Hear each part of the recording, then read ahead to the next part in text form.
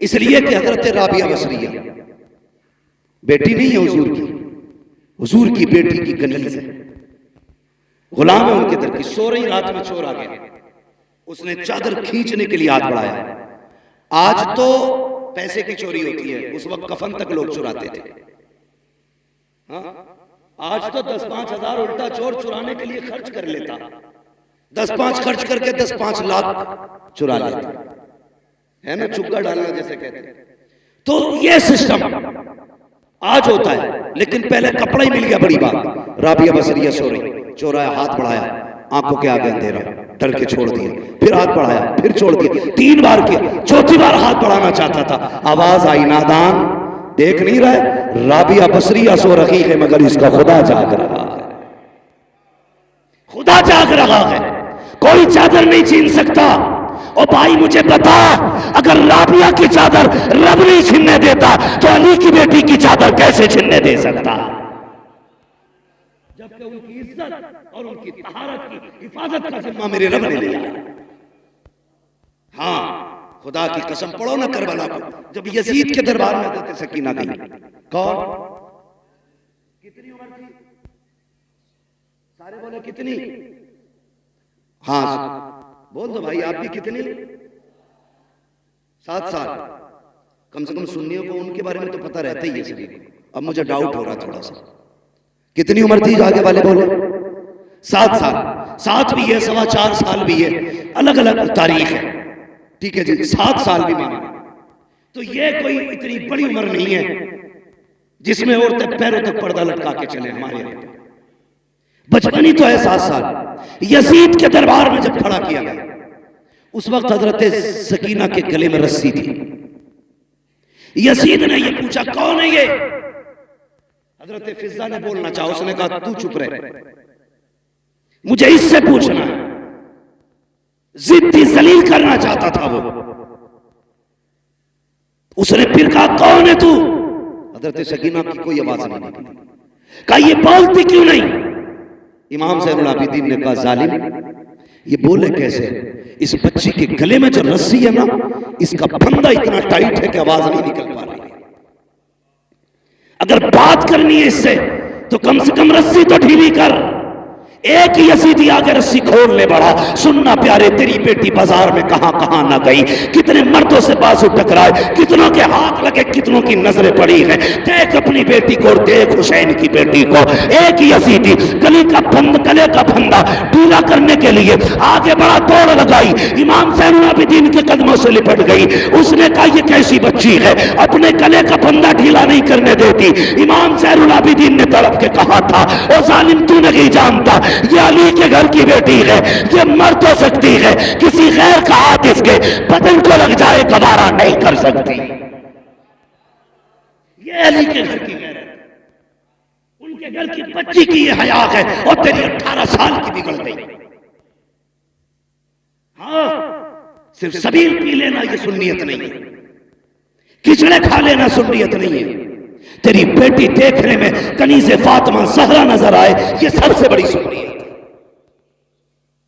हाँ, 10 मुहर्रम आए तो काले कपड़े न पहन, धागे न लपेट, ढोल न लटका, जैसी पहली मुहर्रम का चांद नजर आए तेरे घर से कुरान की तिलावत की आवाज आनी चाहिए। करेंगे इंशाअल्लाह ऐसा, सारे बोलो इंशाअल्लाह। और मैं इस पर भी बहस नहीं करूंगा कौन कुरान पढ़ता कौन ढोल बजाता। मैं तो ये दुआ करूंगा जो ढोल बजाते हैं उनका हश्र ढोल वालों के साथ हो, जो कुरान पढ़ते हैं उनका हश्र कुरान वालों के साथ। अब तेरी मर्जी है कौन सा अमल देता है।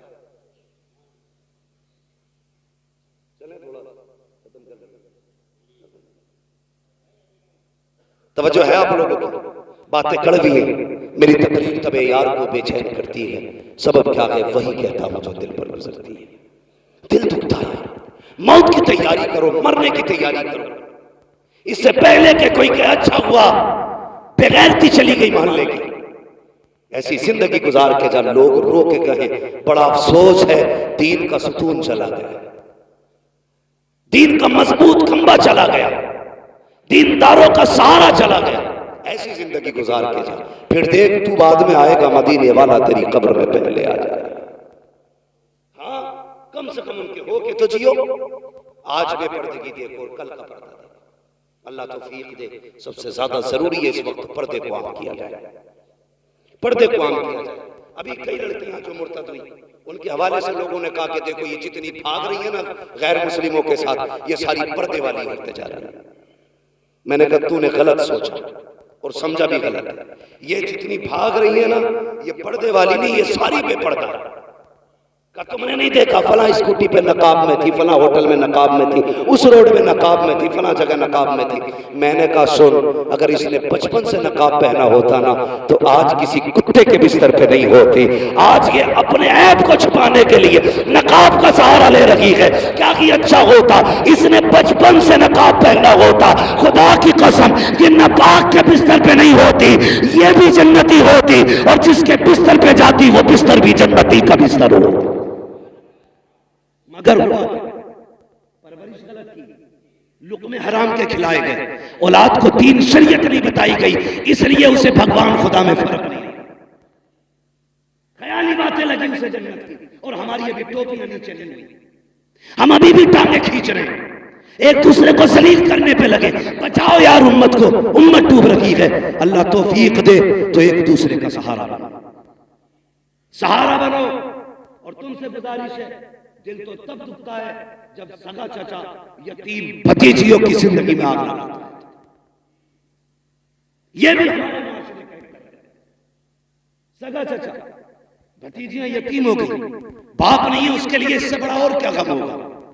मगर जब उसकी बेवा मां किसी तन जतन से बेटी का रिश्ता करती है अपने रिश्ते के अंदर, तो सगा चाचा फोन करके कहता जी तुमने ऐसे ही रिश्ता कर लिया, मुझसे पूछा तक नहीं, कल कुछ मत कहना मुझसे, ये कह के फोन काट देता। बस इतना काफी होता है, एक यतीम बेटी की जिंदगी में एक और तूफान आ जाता है। मैं उन चचाओं से गुजारिश करूंगा, अगर यतीम बेटी का सहारा ना बन सको तो कम से कम उनकी मुसीबत का सबब भी ना बनना। जैसे तेरी अपनी बेटी वैसे तेरे भाई की बेटी है। आज तेरा भाई नहीं तो तेरी जिम्मेदारी है। और अपनी भतीजियों को जलील करने के लिए फोन करके कहता ससुरालों में ला तो रहे, बारात मिलने वाला कुछ नहीं है। शर्म आनी चाहिए। सिर्फ 10 दिन के लिए मुसलमान बनते हैं हम, बाकी दिन की जिम्मेदारी और हिसाब कौन देगा? इतने जालिम मुआशरे में जी रहे हम लोग, सगा चचा भतीजियों का नहीं। बदलो अपने आप को और सीने में दर्द पैदा करो। अगर एहसास नहीं आपके सीने में तो दिल नहीं है, तुम्हारा सीना कब्रिस्तान है। एहसास पैदा करो, इसमें दर्द पैदा करो। फरमाया गया अगर तेरा दिल पत्थर है तो 2 काम किया कर, नंबर 1 कुरान पढ़ा कर, नंबर 2 यतीमों पर शफकत किया कर। तेरा दिल नरम हो जाए। लेकिन दिल पत्थर हो गए, कोई मसला नहीं है, कोई मतलब नहीं। खुदा की कसम पर्दा समझना तो तुझे बताऊं, पर्दा जरा कह दे या रसूल अल्लाह।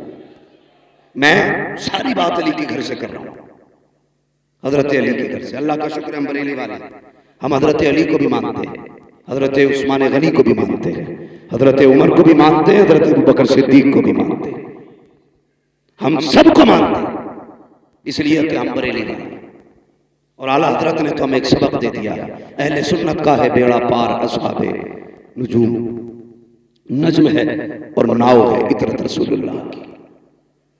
हाँ भाई, अपने आप को बदलें और कोशिश ये करें कि एक दूसरे का दर्द बांटेंगे, किसी की बेटी के कपड़े नहीं नोचेंगे, किसी को जलील नहीं करेंगे। अगर मदद ना भी कर सकते तो किसी से खुशियां नहीं छीनेंगे।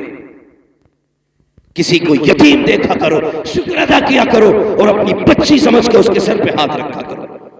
ये सोचा करो इसकी जगह पर मेरी बेटी भी तो हो सकती थी, भाई की जगह पर मैं भी तो कब्र में हो सकता था। कभी भी यतीम भतीजियों को अपनी बेटियों से अलग न समझना, क्योंकि हमारे दीन ने हमें क्या कहा, फरमाया अगर बाप नहीं है और तू चाहता बाप की खिदमत का अल्लाह तुझे सवाब दे, फरमाया फिर चचा की खिदमत किया कर। रब ने बाप के कायम मकाम चचा को रखा है, तो फिर चचा की जिम्मेदारी नहीं है भतीजियों का ख्याल रखे? बोलो है कि नहीं? जिम्मेदारी है ना फिर चचा की कि भतीजियों का वो ख्याल रखे, पर्दा देके। अल्लाह अकबर। ये करबला शरीफ का सफर मुकम्मल जब हुआ था तो इसकी जब वो नापी गई ना लंबाई, तो मुअर्रिखीन ने तहकीक की तो 5600 मील मसाफत बनी है इसकी। 5600 मील, इतना लंबा सफर सैयदा ज़ैनब ने किया, अली की बेटी ने। और यार खाली चल के नहीं आई है, दुखड़े रो के नहीं आई है, सफर करती आई है, कुरान पढ़ती आई है। जब ये सफर मुकम्मल हुआ था, सैयदा ज़ैनब के 72 कुरान मुकम्मल हो चुके थे।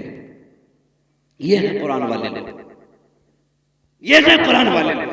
हमें तो घुंघरू बांधने से कब खोलोगे कुरान को? भाई एक बात और कह, बुरा ना मानना, बड़ी बात है छोटा मुंह, ये बात कह रहा हूं। अली के और भी बेटे थे, लेकिन नेज़े पे कुरान सिर्फ हुसैन ने पढ़ा। और भी बेटे थे, अली के सारे बेटे शान वाले, हाँ हजरत अली के सारे बेटे शान वाले, लेकिन नेज़े पे कुरान हुसैन ने पढ़ा। दुनिया कहती है हुसैन का कमाल है, मैं कहता हूं ये सैयदा फातिमा ज़हरा का कमाल है। इसलिए कि उन्होंने बच्चों की परवरिश ही ऐसी की थी कि झुलाती थी तब कुरान सुनाती थी, दूध पिलाती थी तब कुरान सुनाती थी, एक एक लम्हा कुरान सुना के गुजारा। जब उन्होंने बचपन में माँ की गोद से कुरान सुना था, तभी तो नेज़े पे चढ़ के कुरान पढ़ के सुनाया था। आज माए ड्रामे देख के बच्चे पाल रही है, तो बच्चे क्या करें? डांस करेंगे मुहर्रम के नाम पे, तमाशे करेंगे सुन्नियत के नाम पे।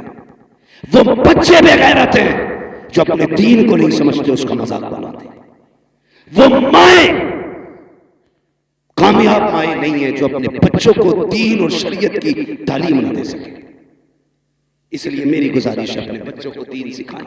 हजरत सैयदा ज़ैनब ने पूरा सफर किया, लेकिन बेपर्दा नहीं, पर्दे के साथ किया था, पर्दे के साथ किया था। आखिरी वक्त जब विसाल का आया, हजरत अब्दुल्लाह इब्न जाफर तैयार ने कहा था, ज़ैनब मैं जानता हूं नाना की शरीयत यह है कि औरत बीमार हो जाए तो तबीब को हाथ दिखा सकती है।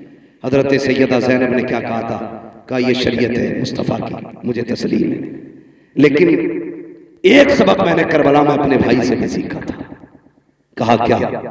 कहा था कि उनके गले पे खंजर चल रहा था, मैं पर्दे से देख रही थी, मेरा जी चाहता था कि आखिरी वक्त भाई का सर मेरी गोद में हो, लेकिन हुसैन ने कहा था अगर मेरी लाश की बोटी बोटी भी हो जाए ज़ैनब पर्दा नहीं छोड़ना। का एक शरीयत वो है जो तुम मुझे नाना की बता रहे हो, एक वो है जो हुसैन ने बताई है। कहा हम अली के घर वाले हैं, हम मर सकते हैं लेकिन डॉक्टर को भी हाथ दिखाने नहीं जाए। अब पता तेरी मेरी बेटी का क्या मामला होना चाहिए, इसलिए पर्दे को लाज़िम करेंगे इंशाअल्लाह। अल्लाह ताला हमारे